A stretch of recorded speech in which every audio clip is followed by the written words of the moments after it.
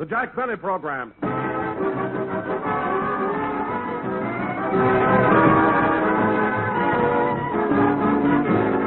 Starring Jack Benny with Mary Livingston, Rochester, Dennis A., Bob Crosby, and yours truly, Don Wilson.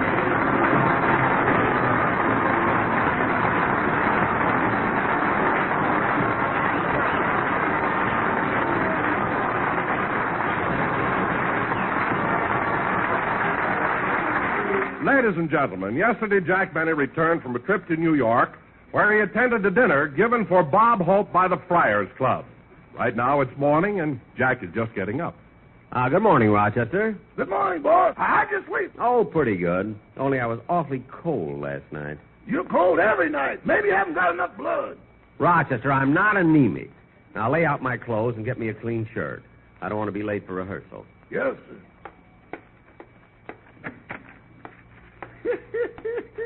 Not anemic. I wonder what he'd say if he found out that every morning I sneak in the bathroom and put ketchup on his razor to keep up his morale.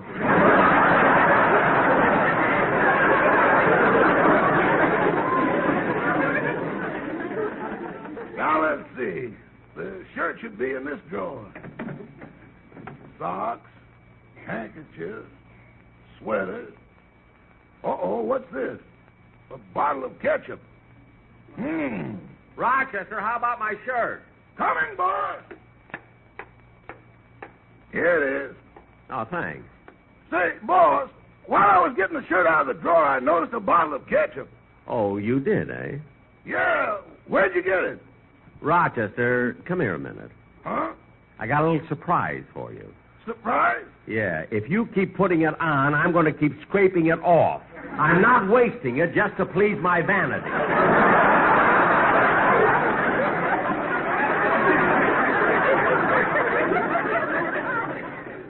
Now, Rochester, look, I get it.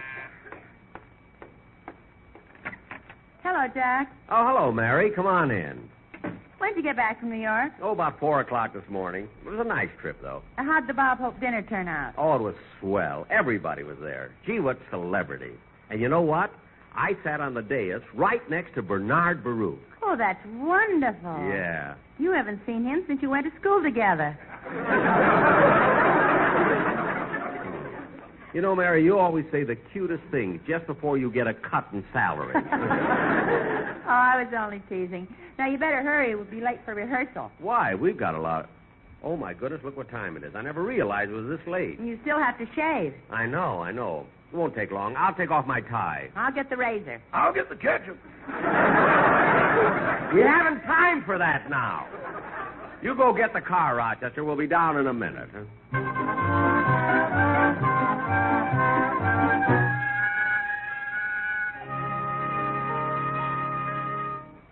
Try the motor again, Rochester. Yes, sir.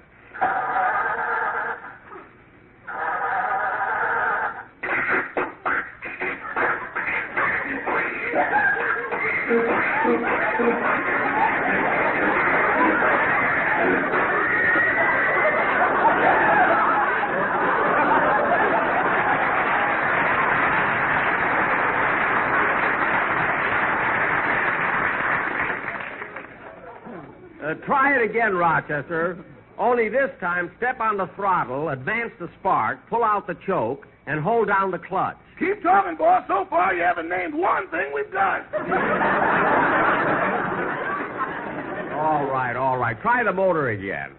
Jack, last month when the automobile show was in town, you said you were going down and look at a new car. I did, but the one I wanted to buy, they're not making yet. You see, it's that revolutionary car with 3 wheels. 3 wheels? Is that good? It's one more than we've got now. Oh, stop and try the motor again. Yes, sir.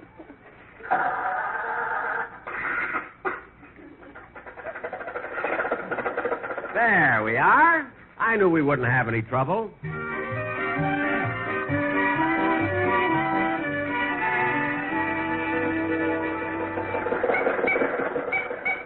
Rochester, here we are at the studio. Yes, sir. I wish there was some place to park along the street here. Oh, for heaven's sake, Jack, why don't you put it in a parking lot? Yeah, I guess we'll have to. All right, Rochester, drive in here. Oh, boy, a real parking lot. Wait till I tell the boys down at the lodge about this.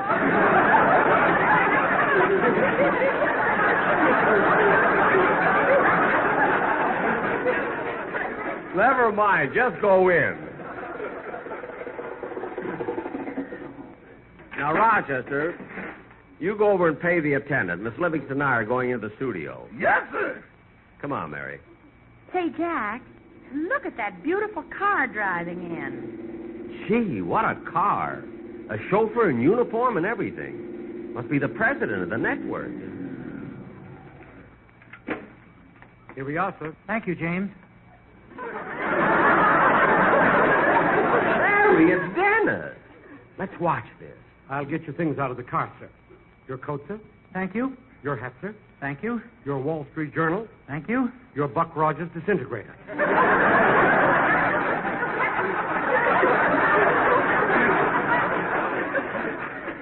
Thanks. Hey, Dennis. Dennis. Huh? Oh, hello, Mr. Benny. Hello, Mary. Gee, Dennis, I've never seen such a beautiful car. Where'd you get it? Oh, my mother gave it to me for a going-away present. Dennis, where are you going? Well, she doesn't care as long as I go. We better get into the studio or we'll be late. Yeah, come on, let's go.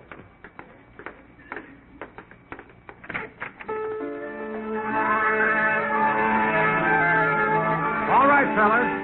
Okay, fellas, let's run through that number once more. Hold it, Bob. Hold it. I'm here. Oh, hi, Jack. I was just rehearsing the band. Well, say, wait a minute. Aren't some of the boys missing? Yeah, Remley, Bagby, and Sammy the drummer won't be here for the show. Why not? Well, last night they were listening to a quiz program, and the MC was asking questions about arithmetic. What's that got to do with it? Well, one of the questions was about fractions. It was, how many times will 1/5 go into 3?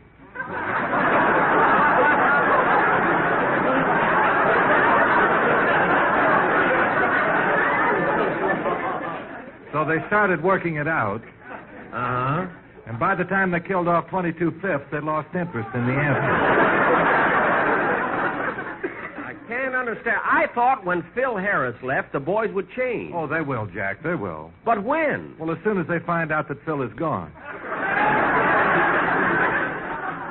Well, Bob, who do they think you are? Well, I don't know, but they keep calling me Alice.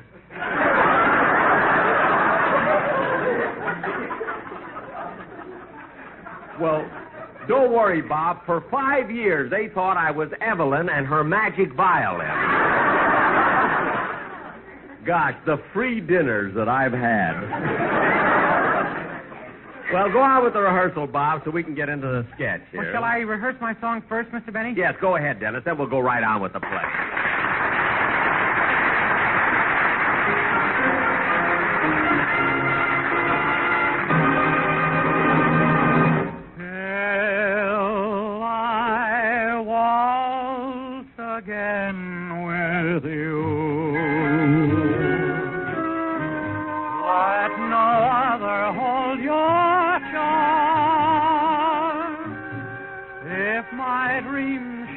Come true. You'll be waiting for my arms till I kiss you once again. Keep my love lock in your heart, darling. I'll return and then we will never have to part. Though if I break your heart and mine, the minute when it's time to go, remember, dear, each word divine, that man, I love you so till I waltz again with you. Just the way we are tonight, I will keep my promise true. For you are my guiding light.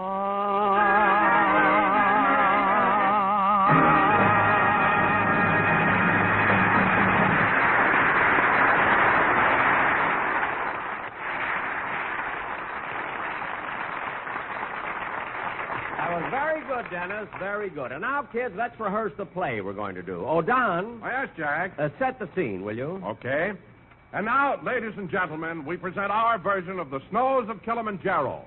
Produced by 20th Century Fox, makers of that new picture, Niagara, starring yours truly, Don Wilson. Don, stick to the script. You weren't the star of Niagara. I know, but I need the publicity. My calendars aren't selling at all.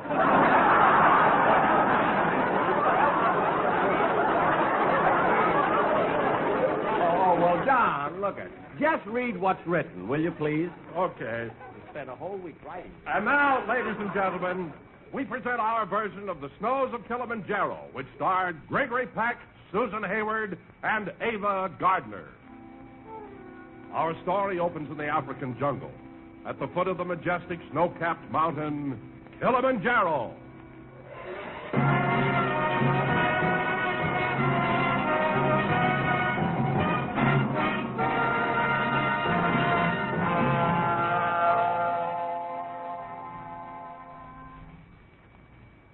My name is Gregory Peck. I am a writer who came to hunt in Africa. As I lie here at death's door with the painful throbbing of my infected leg, my entire life has flashed before me. I can tell this is the end because as I look up at the hot African sky, I see two vultures circling over me. Oh, I've seen vultures before, but these two are carrying a bottle of ketchup.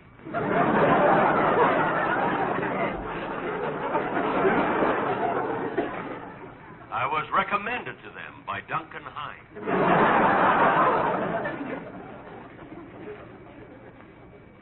As my temperature rose, I felt a soft, cool hand on my forehead. It was my wife, Susan, tenderly stroking my fevered brow. And as I muttered and moaned in my delirium, she said, "Cut out that blubbering, Mac."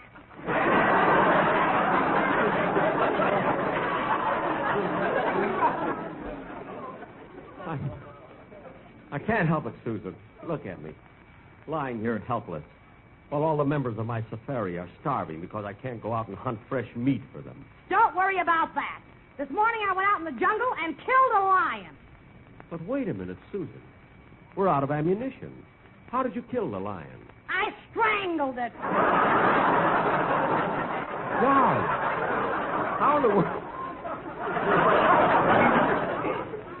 How in the world could you possibly bring yourself to strangle a lion? I used one hand.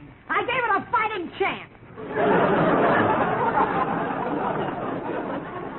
When is that medicine coming? When will the plane get here? When? The plane didn't arrive with the medicine, and I got worse. So in desperation, Susan sent for a native witch doctor. The witch doctor came, and for the next 2 hours, he kept stuffing hot sand into my mouth. When my hat got too big for me, I realized he was shrinking my head.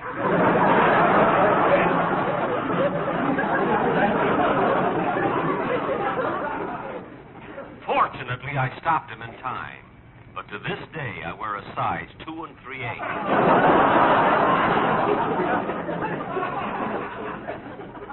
I shall never forget that witch doctor. He sprinkled me with a powder made from ground tiger teeth. Then he chanted his weird voodoo incantation. Iga moa, moo, moo, moo. Taga luga, moo, moo, moo.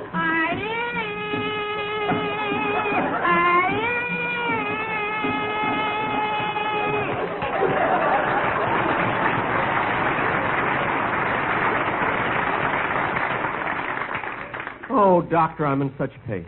Here, you take 'em these herbs. You come morning sun, you'll feel all better like me. Oh, that's wonderful, doctor. How much do I owe you? Nothing. Blue Cross.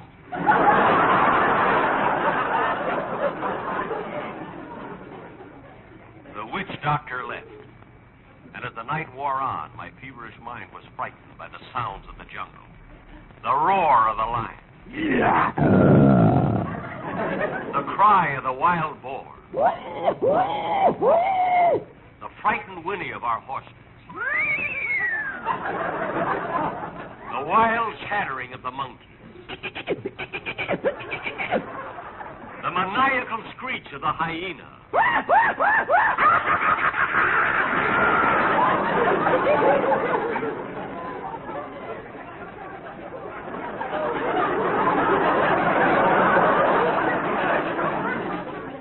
The terrifying sound of the crocodile. The terrifying sound of the crocodile. I knew if I kept trying, I'd find something that Mel Blanc couldn't do.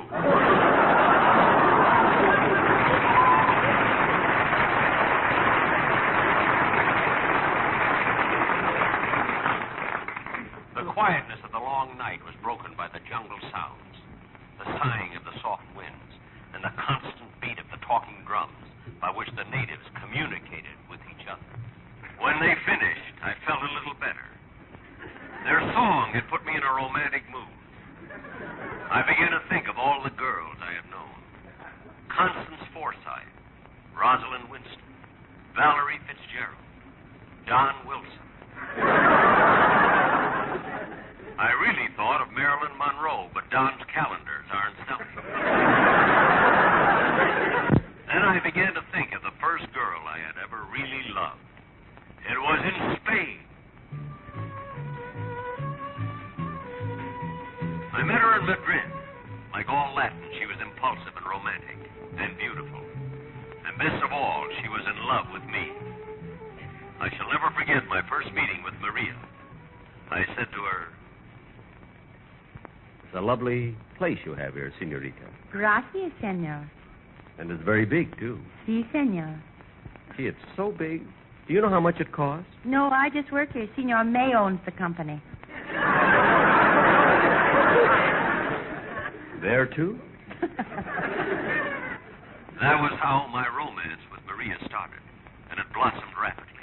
We went everywhere together, dancing, swimming. And finally, she took me to the bullfights.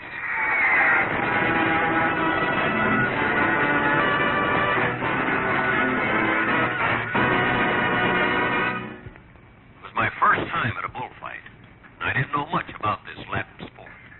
But the traditional blare of trumpets, the first event got underway.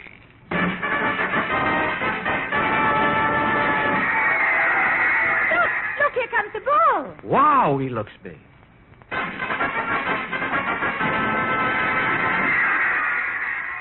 Ooh, here comes the toreador. Hey, dig that crazy steak knife.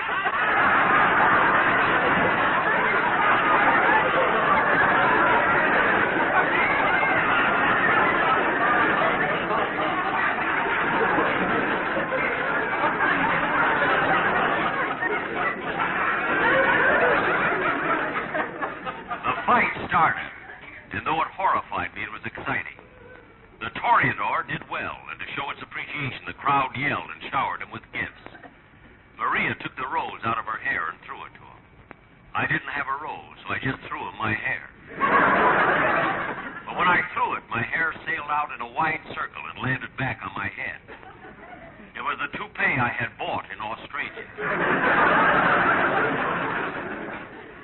Yes, my thoughts were all of Maria at this time, until I felt the throbbing of my leg, and great waves of pain swept over me and washed me back into consciousness in my camp in Africa. Susan was still standing guard over me. She must have realized I had been dreaming of Maria, because she said, Wipe that smile off your face, Mac. Oh, it's you, Susan. I must have been dreaming. Has the plane arrived yet with the medicine? No, they were halfway across the Atlantic, and they had to turn back for the peroxide. For my leg? No, for me. I wasn't born a blonde. Susan's voice soothed me. And again I fell asleep. I forgot the pain of the present as I remembered the pleasures of the past. And it was at this point I remembered Ava.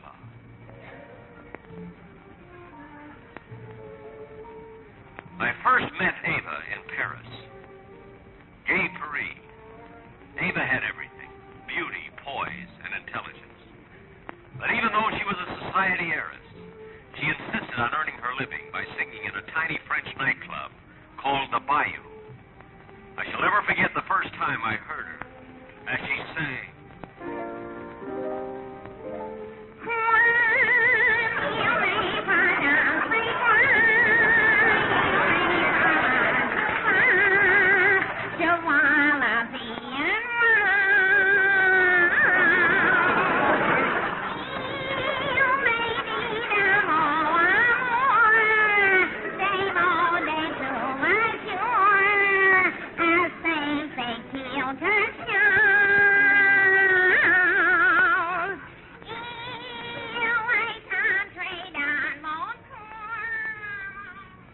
When Ava finished singing, the crowd clamored for an encore.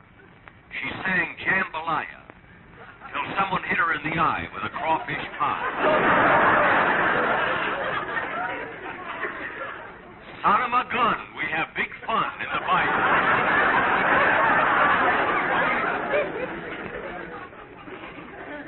Then Ava came over and sat with me. How are you feeling? Fine, Ava. And tonight we're going to do the town. I'm going to start by drinking champagne out of your slipper. Come on, put it on the table. Okay, there. Go ahead, start pouring. Take your foot out of it first. That's better. Now I'll fill the slipper with champagne for me. There. Now I'll fill your other slipper for you.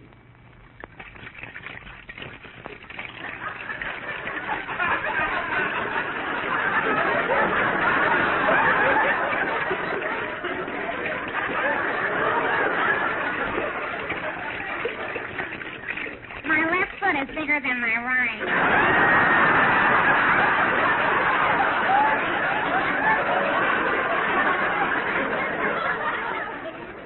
Oh, well, tell me. Tell me, Ava, am I the first man who ever drank champagne from your slipper? Oh, they all do. You're kidding. No, I'm not. When I walk home from here, I sound like Chloe coming through the swamp.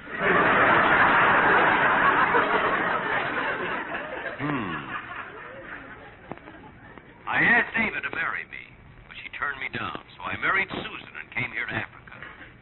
The pain in my leg now was unbearable. I'd almost given up hope when suddenly I heard a droning noise. Look, Mac, it's a plane!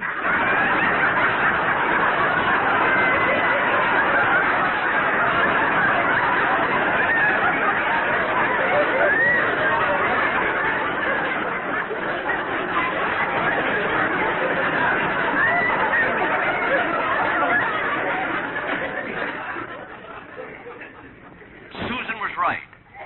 It was a mercy plane coming with supplies. But fate still mocked me. There was no place for the plane to land. As a last resort, the pilot swooped low over our camp and threw the medicine and peroxide up. We found the medicine and I got well, but the peroxide disappeared. So now Susan is a brunette. But somewhere in Africa, there are 200 blonde gorillas. This is the story of the Snows of Kilimanjaro.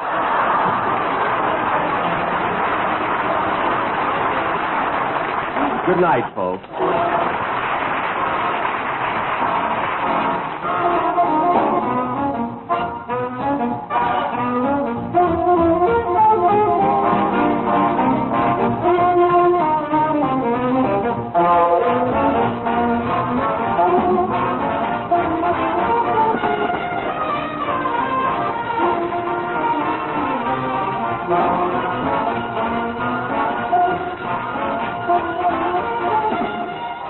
Jack Benny is a regular feature of the United States Armed Forces Radio Service.